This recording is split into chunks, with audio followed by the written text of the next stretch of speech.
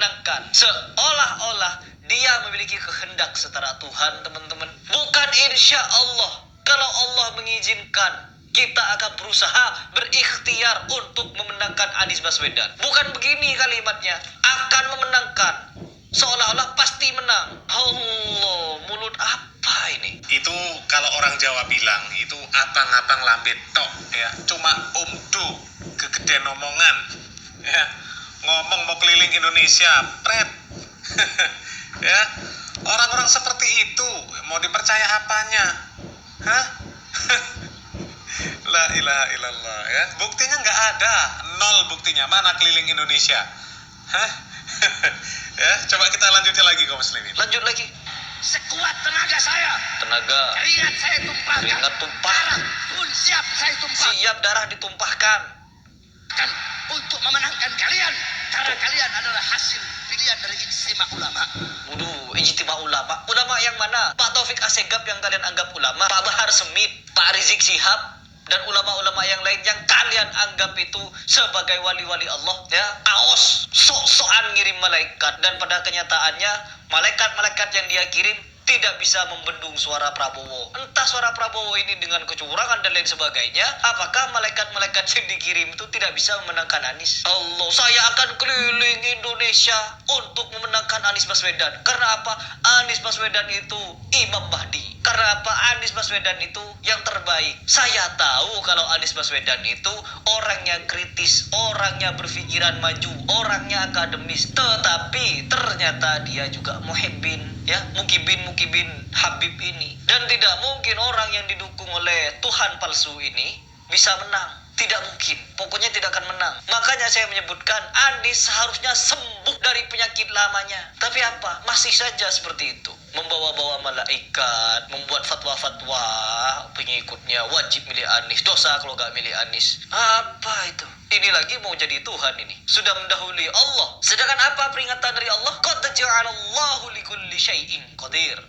Ini kata Allah, segala sesuatu sudah ditentukan oleh Allah Subhanahu wa Ta'ala. Dan seolah-olah Bahar Smith ini memberikan statement kalau dirinya setara Tuhan, mampu memenangkan siapapun yang dia pilih, akan keliling Indonesia untuk memenangkan. Allah, tidak ada kalimat ikhtiar. Harusnya ada kalimat ikhtiar dan ada kalimat insya Allah. Kalau Allah berkehendak, enggak boleh dibablas langsung memenangkan Anies. Inilah yang patut kalian sadar. Kenapa Anies Baswedan tidak menang? Kenapa Anies Baswedan kalah? Karena orang-orang seperti ini yang mendukungnya. Orang-orang halu ini. Mereka ini seolah-olah menjadi orang yang paling mulia, paling suci, paling wali, paling dekat dengan Allah, paling makrifat, sampai-sampai ngirim 1 juta malaikat, sampai-sampai mewajibkan Anies menang, sampai-sampai bawa Al-Quran, bawa ayat, bawa hadis, bawa ini, bawa itu. Dan ujung-ujungnya ngibul semua. Suara goib. Lanjut dulu. Gedek saya ya bang.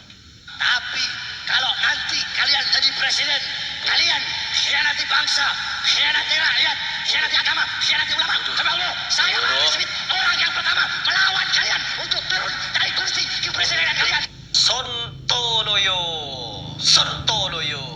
gedapers mulut orang ini. Seolah-olah karena sudah mau dimenangkan, nanti kalau kalian jadi presiden, kalau menentang hukum agama, menentang hukum dari ulama, menentang ini begitu, saya orang pertama yang akan menurunkan kalian. Memang orang-orang yang ditokohkan, dianggap sebagai pendakwah, dianggap sebagai ulama, ya, apakah itu Gus, Ustadz, Kiai, Habib, kalau sudah totalitas mendukung capres, itu akal sehatnya langsung hilang kaum muslimin. Coba, ya, nggak pendukung 01, nggak pendukung 02, nggak pendukung 03, sama, ya. Kalau mendukung totalitas, akalnya hilang mereka itu. Halunya tingkat tinggi, kemudian menghalalkan segala cara demi untuk memenangkan capres mereka. Ya, coba dipikir kaum muslimin. Ya, dipikir dengan akal yang sehat.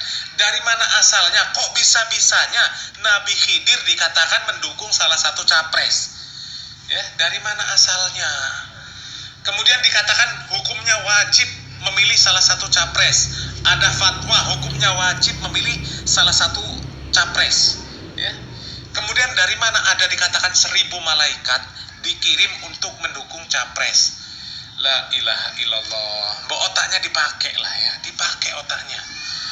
Orang-orang seperti itu kok dianggap sebagai ulama, dianggap sebagai gus, dianggap sebagai kiai, dianggap sebagai Habib zuriat Nabi, la ilaha illallah. Ya Allah, kopla ya. Coba kita lanjutkan lagi kaum muslimin. Ya, istighfar. Bahar, Anda harus istighfar. Anda itu seolah-olah Anda itu calo akhirat. Ente beragama atau ente ingin membuat agama. Seenak jidat juga berfatwa. Barang siapa yang membaca surat Yasin dengan cara begini begitu, kelak ketika dia mati di akhirat akan mendapatkan istana. Dan di dalam istana itu ada 9 kamar. Dan di antara 9 kamar itu ada 90 kasur. Dan di antara kasur-kasur itu ada berapa bantal begitu. Dan di bantal-bantal itu ada ribuan bidadari. 90.000 bidadari. Begitu katanya. Ya, dalil dari mana itu? Menisbahkan sesuatu kepada Allah dengan kedustaan. Bukan cuma menisbahkan sesuatu, dia mau jadi Tuhan, mau menangkan Anies katanya. Bagaimana mungkin Anies bisa menang kalau didukung orang seperti ini? Saya yang dulu sempat mendukung Anies Baswedan, tidak respect lagi ketika dia melihat ketemu Habib ini, Habib itu, Habib ini, Habib itu. Prabowo juga demikian, didukung Habib Lutfi.